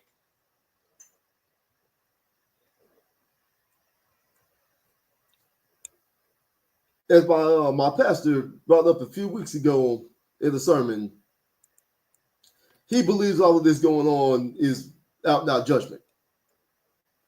Hell, I've even heard Christians, not Christians, like people on YouTube that have been atheists, and people claim, like, for they lack a better term, they have to say God. Mm. You're still alive, you still have time. Change your course of action. That is, repent. Or destruction looms. I'll land my plane there. That's what's up. That's what's up. That's what I'm talking about, Broken Blade. How you doing, Cody Marshall, sir? Welcome to the broadcast. How are you, sir? Salute, brother. Oh, I'm fine, man. And I was trying to call you last night about worrying about Crowder. I see what was going on with that. Cause all right. that's So real quick, how much did you know about have you actually watched any of his content before recently? No, this is the first time hearing about him since Charlotte Kirk. Interesting. So you didn't know about him in any of his any times I think he worked for I think he actually did at some point work for Turning Point USA. I think he might have been on the networks at some point. You had never seen him on TV or anything before then? No. I've heard mostly of Charlie Kirk. I mean, I've seen Charlie Kirk. I think maybe because they put him mostly in the spotlight, other than Crowder. So ever since Charlie Kirk got deleted, he's next in line. Well, he's trying to be. Exactly. That's what I see. I think, if I'm not mistaken,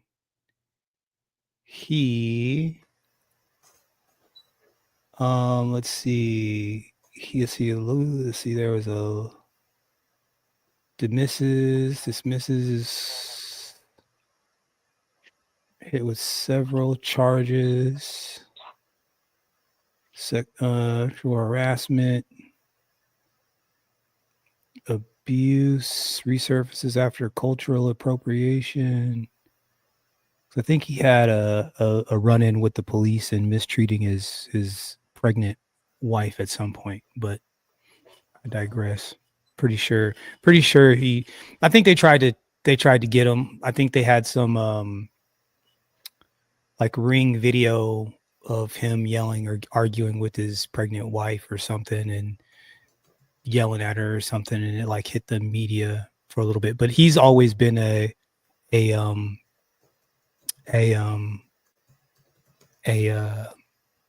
talking head.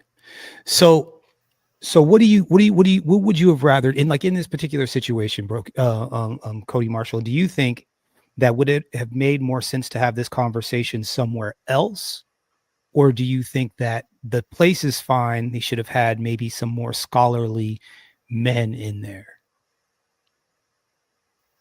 Yes, it should be a certain location, like a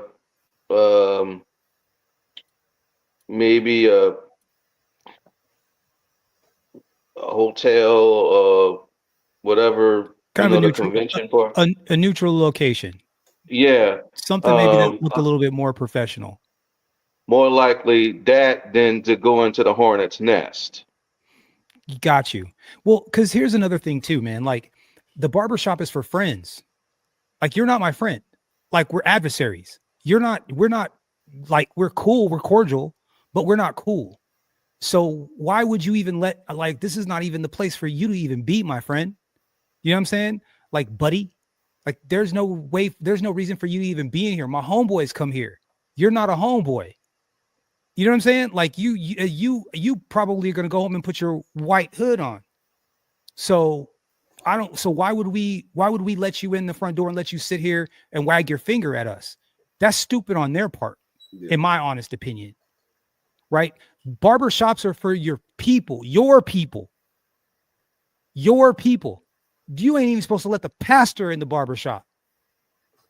Here's the question: if he likes to go in our barbershop, how would it feel if we go in their barbershop and talk about the same issues?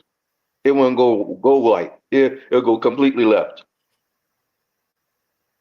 Like supercuts? Like a neighborhood father-son barbershop. The man's like 60, 75 years old, about to retire. Yeah, I guess that type of barbershop. I guess there's a couple. A little snip here, a little snip there. I think there are a couple of those in San Francisco, like the old school barbershops. You're right. I just don't think that it was I just don't think that it makes sense to try to have a serious conversation like this in a place like that with a bunch of people that are not serious. And the thing of it is that, and we know what it is, right? That the whole thing with Charlie Kirk was that he was the part that everyone keeps skipping over again is he's a propagandist. Almost 3 billion views on his YouTube channel alone. Right. And he's trying to own. I saw a clip where he tried to kind of own some black dude that actually made a lot of great points. But the second it went like a layer or two deeper is when the man got kind of chopped up. And then what happened was the crowd started to argue with him instead of Charlie Kirk. And it's like, yo, you're never going to get a good look. Like you're never going to get a legitimate good look. Shout out to Jerome. What's going down? Say you don't want to go nowhere. It smell like they probably smell like they be cutting dog hair in there. Smell like wet dog and Old Spice. What's up, Braxton? How are you doing, sir? Welcome to the broadcast.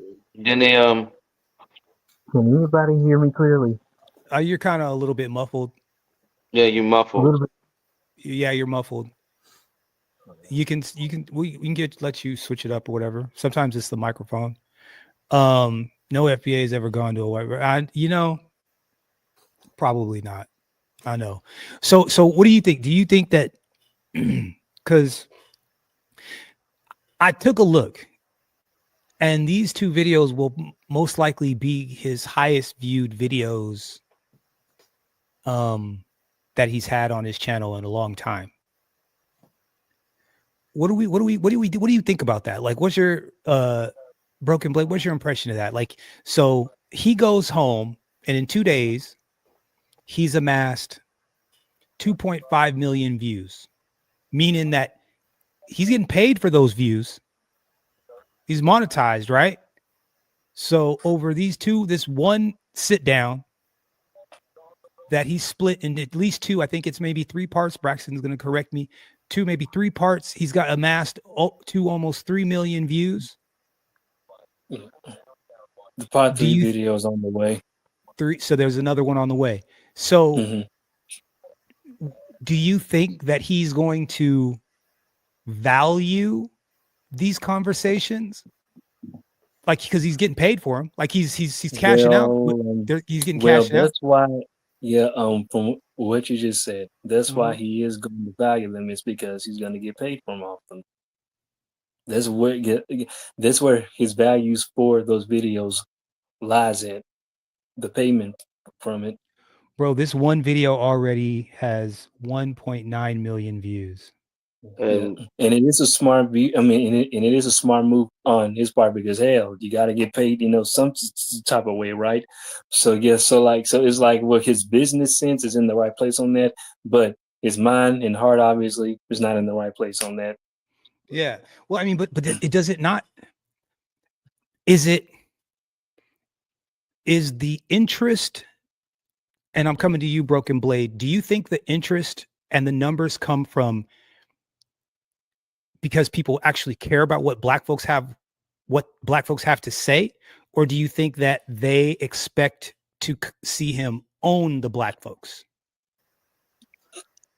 They expect to see him own and to also confirm their already well-believed biases. Own and then to confirm their own biases.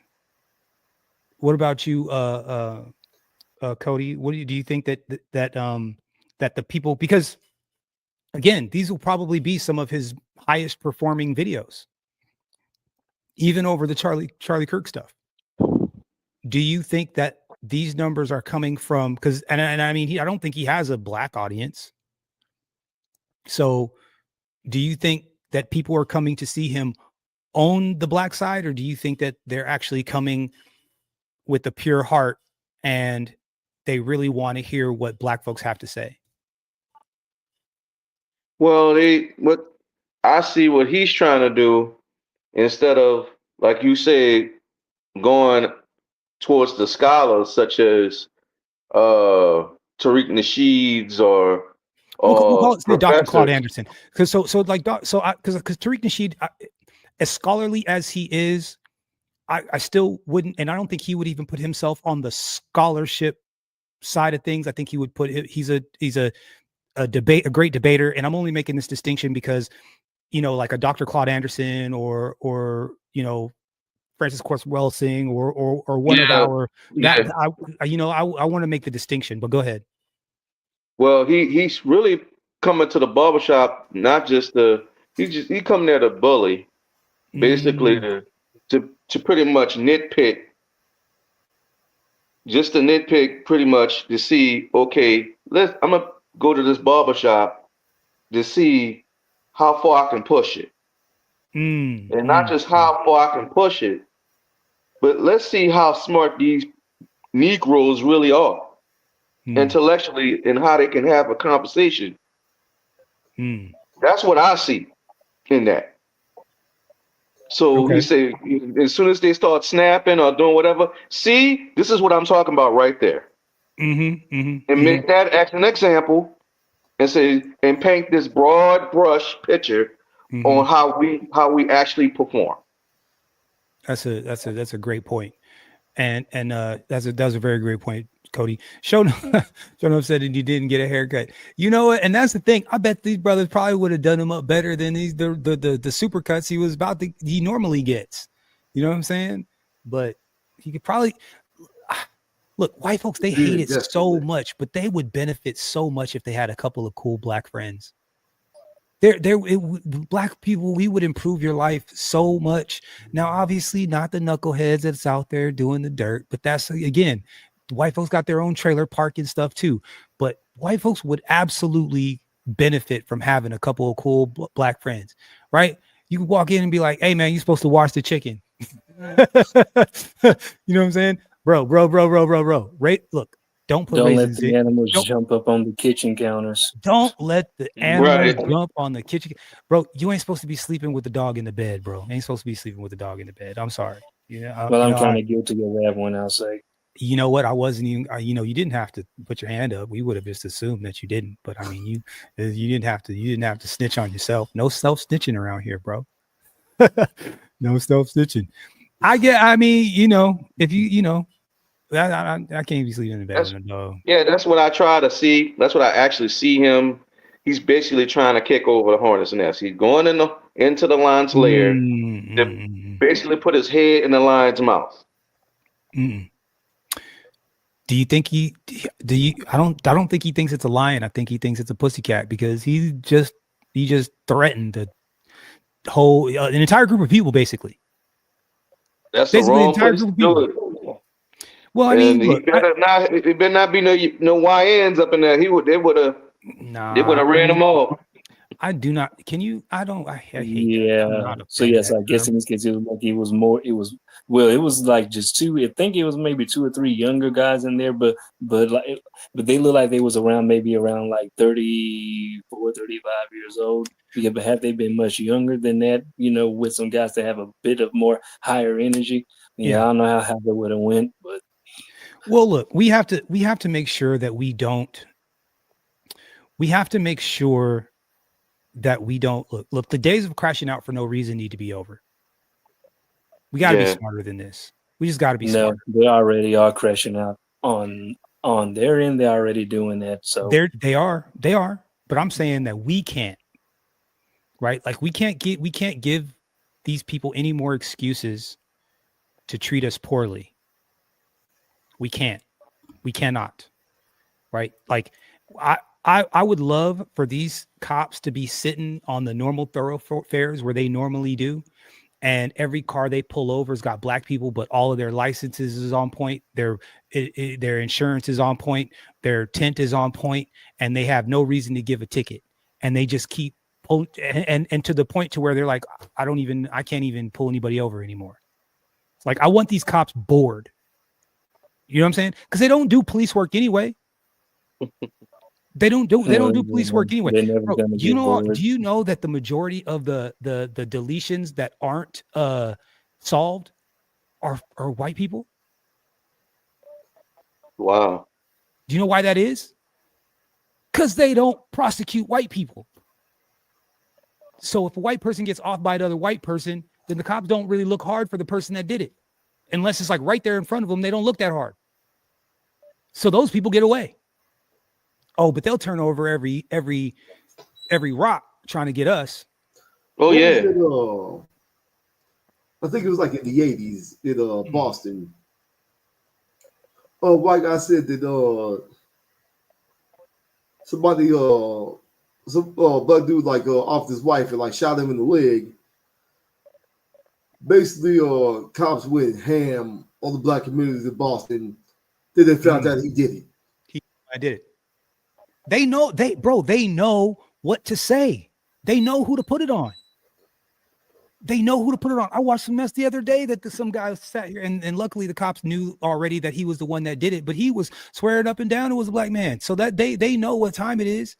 Like all these girls that try to act like that's another thing that I mean, look, I'll tell you, I used to be able to take down a Becky, no problem. Like, you know what I'm saying?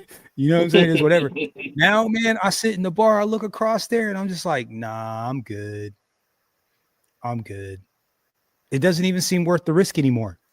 I mean, most men ain't approaching anymore now because of the I'm saying even harassments. with the buying signals, bro, even with the choosing signals, I'm like, yo, I don't even, because the way I'm looking at, I'm like, man, I cannot believe I done messed around with so many, the idea that I messed around with so many of these demons and not she-heathens, shout out to Shono, shout out these she-heathens and not gotten hemmed up, but I've almost gotten hemmed up. I've almost gotten hemmed up 3 times off somebody saying so. You know what I'm saying? So me too. You the only one. I was falsely accused, but it was an old white lady, and my mom was sick at the time, and And I ain't even touch it. I just say, hey, how you doing? Went to the other room. And I didn't want to stay in the hospital that night. Yeah. But my family wanted me to stay in the hospital that night to know the status of my mother at the time. Yeah. And the police woke me up. It was the Tulane police. The Tulane police woke me up because that's what my mom was at, Tulane Hospital. And they said, well, they say you was trying to rape this lady. I said, rape We her? don't say What? that, bro. The mouth, the words, Rape the her. words, the words, the words. The EPAR. I'm gonna say EPAR. Oh, I got you. Thank you. Yep. Appreciate it.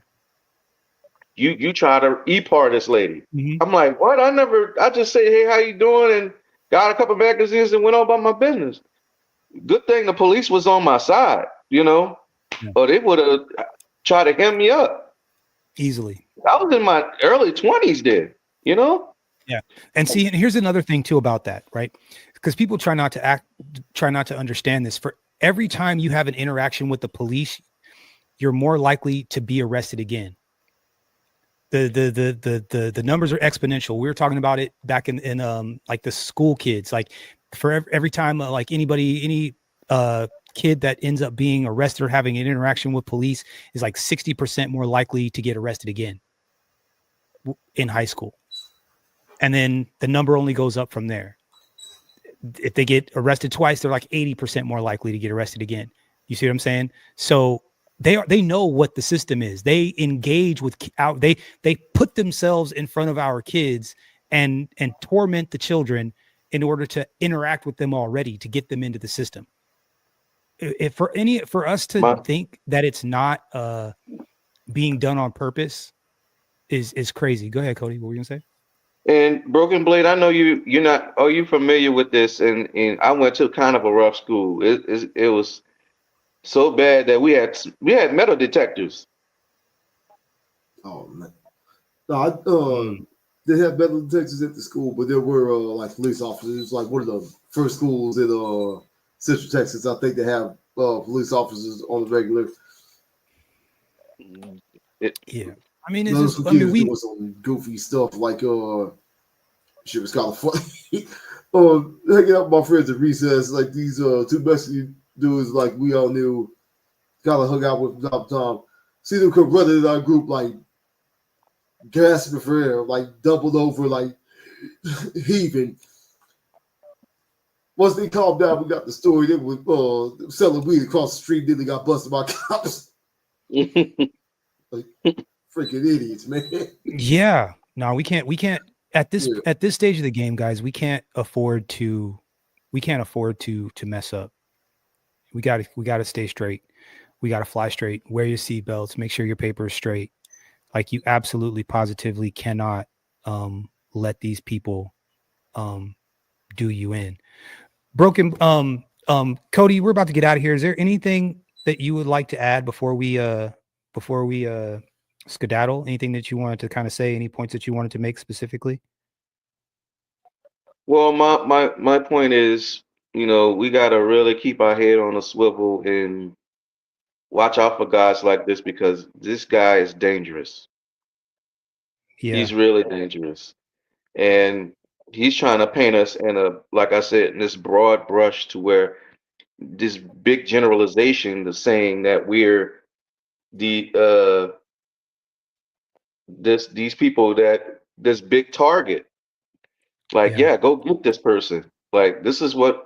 But good thing I'm glad that the brothers up in the, you know, up in the barbershop really spoke up and said this was really going on. However, he was just waiting to deflect, and that's the only thing. Like he said, he was arguing like a Karen anyway. Yeah. But the main point is we need to start speaking up on the positive parts of what we're doing in our communities, instead of the negative part, because that's what's mostly going on. You know, is all this negative stuff. Yeah. You know, and this is the reason why we getting tired of it. You know, it's not just us it's just most of us that's doing straighten up and fly right and doing well and got our lives together, you know, making money, doing good real well and have our own businesses or whatever we doing.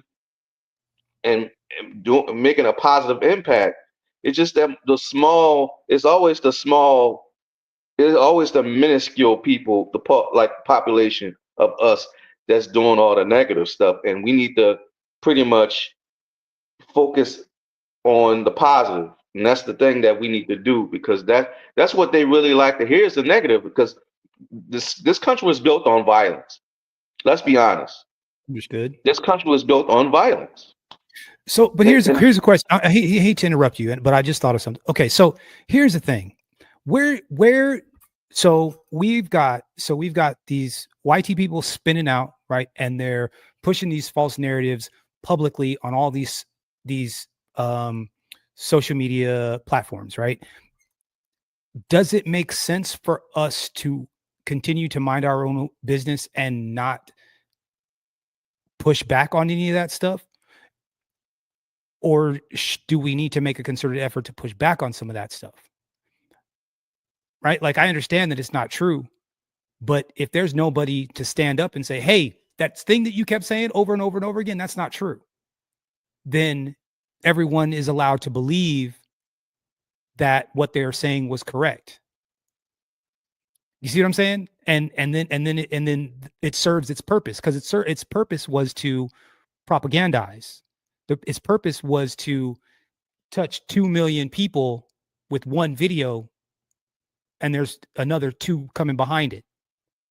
See what I'm saying? You know, I kind of agree with what you're saying, because there's a situation. I'm not saying one way or another. I'm just asking you, which do you think makes more sense?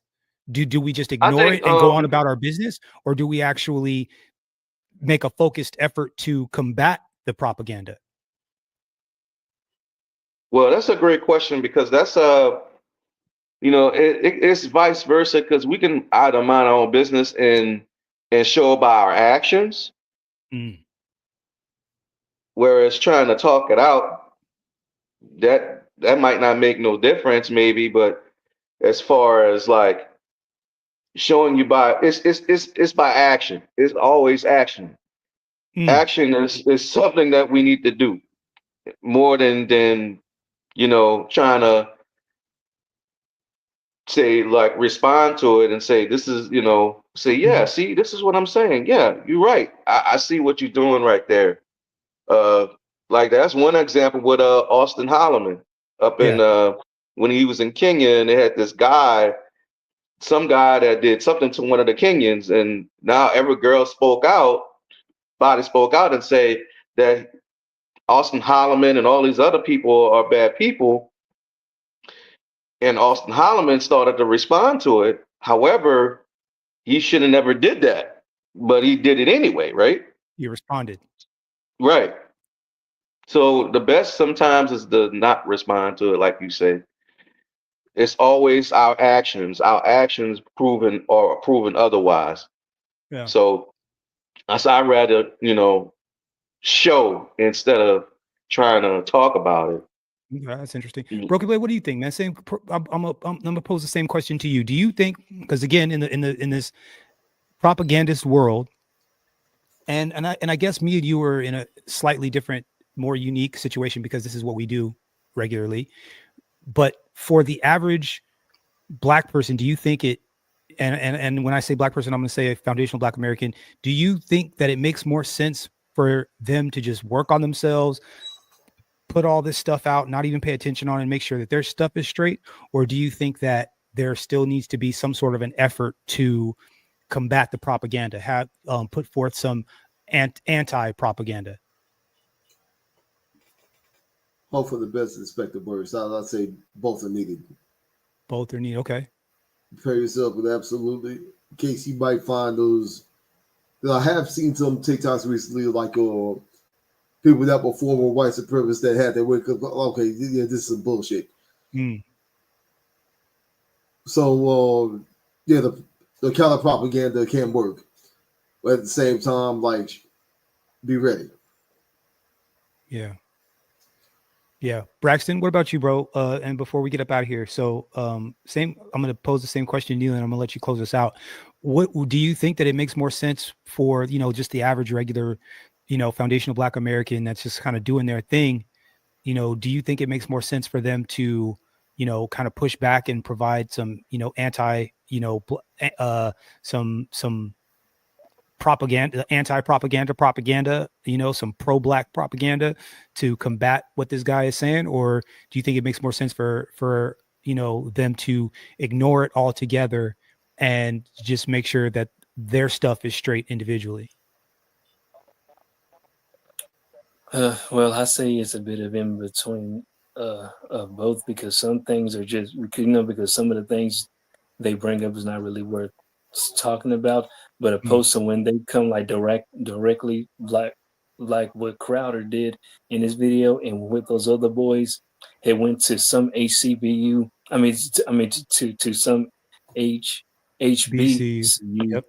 Yeah, you and did now. Okay, now them wearing their MAGA hats is all fine, but there's signs saying that DEI was this and this and that or something, because they knew exactly what they were doing. Now they can go there for debates if they wanted to, because in a way, because in a way, one, if black people are so violent and dangerous and blah blah, so why are you going to go to why are you going to take yourself to to one of those hostile hotspots?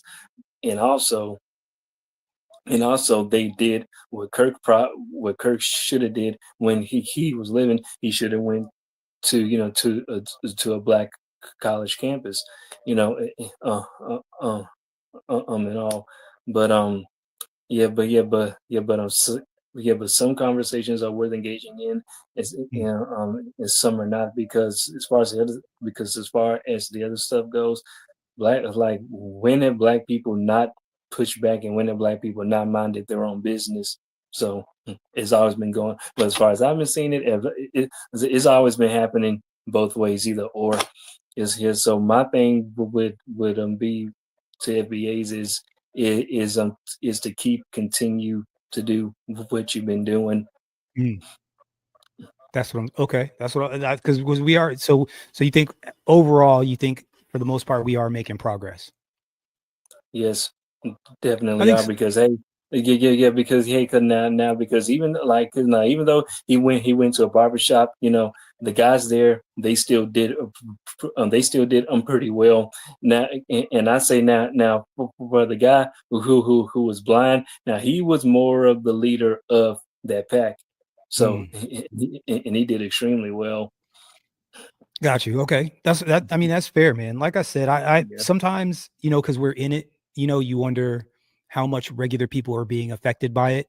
And I just know that some of these narratives that these people are pushing will catch fire, and they create policy around it. You see what I'm saying? And they have successfully taken black fatigue, which wasn't even what it actually meant. And from the time in the end still. Yeah, and from the time she created the book, wrote the book in 2002, here we are almost out of 2025. So in the 3 years time, these people have taken a phrase a lot like BLM and switched it and turned it into something else. And I think part of the reason why they were able to do that was because there weren't enough of us pushing back against what it really was. Now, we allowed BLM to get infiltrated and then turned, and then since black people didn't care about it anymore because we realized what it was, white people used it as a piñata, and they think that they're saying something when they're like, BLM, and we're like, yeah, that's not even black people, that's like the gays and the trans and whatever, it's not even black people anymore. But they don't know that though, because our name is in the phrase. You see what I'm saying?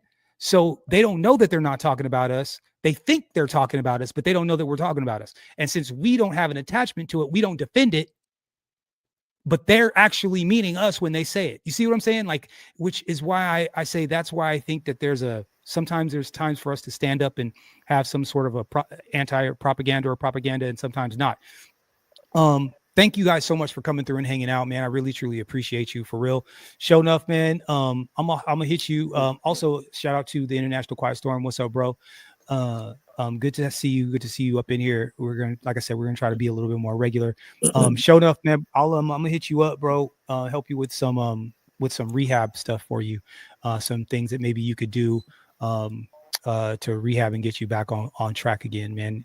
Back injuries and injuries are messed up. Believe it or not, at the beginning of the summer, part of the reason why I went down to Southern California was a truck driver ran my mom off the road, and she ended up having a brain bleed behind that. So, these truckers are dangerous now. I spent all summer on the road. I was on the road all summer, and I've seen more Indians in truck stops than I've ever seen in my whole life. Like, just sand deeps, and like I'm like, yo, this is what the, you know what I'm saying? Usually it's like pot belly white dudes, and the black brother with his gloves on with no fingers on it, with the headset on. Are you talking about Native American? Are you talking about Native American? No, Indians? I'm talking about the Indians, the Indian guys, the Mumbai guys. Okay. I'm just making a U-turn. I don't know. I don't know, buddy. I don't know, buddy. I don't know. I just did a U-turn. Okay. I just did a U-turn. I don't know. Bro, did that guy that killed that deleted those people in Florida made that U-turn Yeah, sure was directly in front of a U-turn sign, like U-turn sign, and he was crashed right behind it, where the 3 people ended up dying in that thing, man. So there's been a lot of them guys on the road. I think that there's hundreds of thousands of false CDLs that are out that got put out over the last couple of years, over the last 4 years. I think it's a bigger thing that it's a larger thing than we think. I think what was happening was that these guys were bringing guys over, putting them on visas, like kind of white people in them through the DMV, and they were putting them up in Airbnbs and small apartments. So they were having them live together and then sending them out in pairs and taking money off the top. That was keeping the rates down. So truckers like us, like, some of the guys that we know that drive trucks couldn't get, either the rates were super, super low, or they couldn't get jobs at all. So,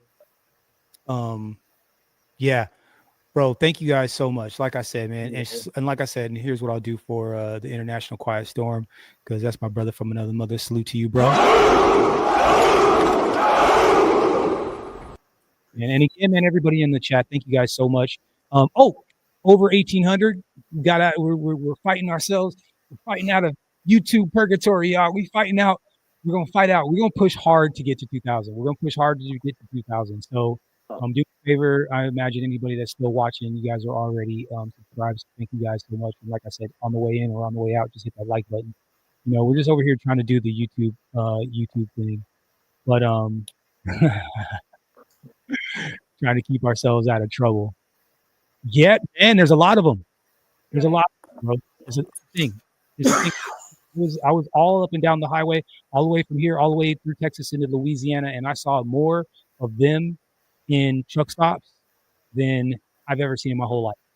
Like, there was a whole bunch of them. Like I said, usually you see a bunch of like pot belly, gray haired white men, and you know what I'm saying. Like I said, brother with the with the glove, with the big glove. Yeah.